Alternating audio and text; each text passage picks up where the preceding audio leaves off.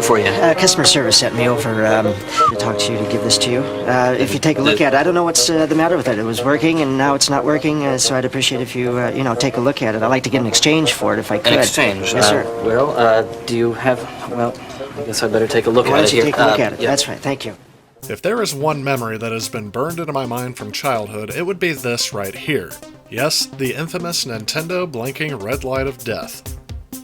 Many of us would try solving this problem by blowing into the cartridge. However, as I've stated previously in my videos, that is something you do not want to do, especially these days, as game cartridges are becoming more rare and more fragile. But even back in the day, there were ways to deal with this other than blowing into the cartridge. Introducing the Naki Eliminator. This bright neon pink accessory definitely screams of something of the late 80s and early 90s.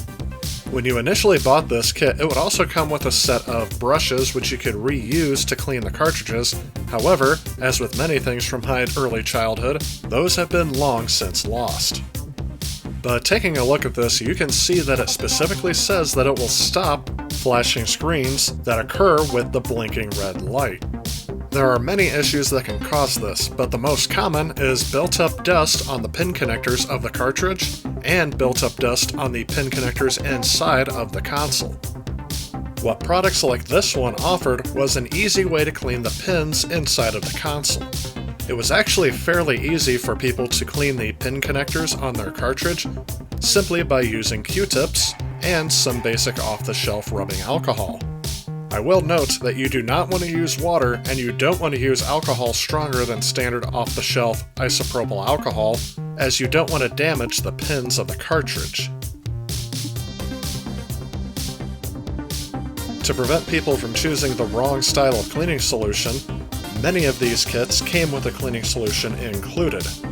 And technically, you could reorder the cleaning solution from the company manufacturing these, however that method was often overpriced. Once you get the rubbing alcohol applied to the cleaning surface inside of this cleaning cartridge, you can insert it into your Nintendo Entertainment System. As I recall, you do not want to leave this in too long so that the liquid does not drip inside of the console.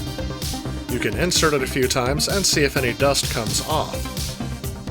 Once you've done that, you do not want to forget to clean your cartridge as well, as you don't want any of the dust to start scraping off back into the console.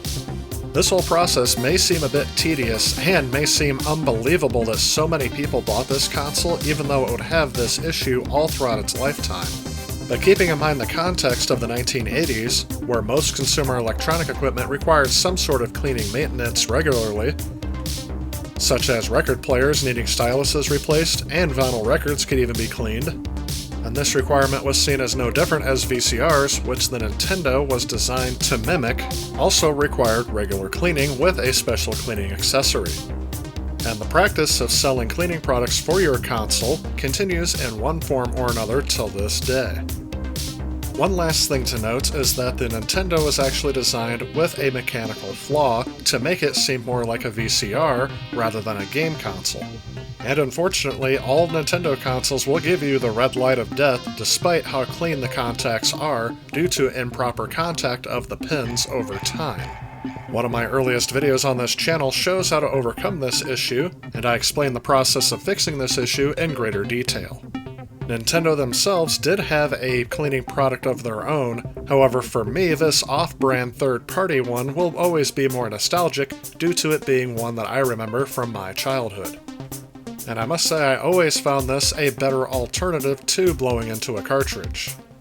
And due to the fact that you will most likely be spraying moisture from your breath onto the pins, increasing the rate of corrosion on the pins, I will simply ask you all to save a cartridge and don't blow into that hole.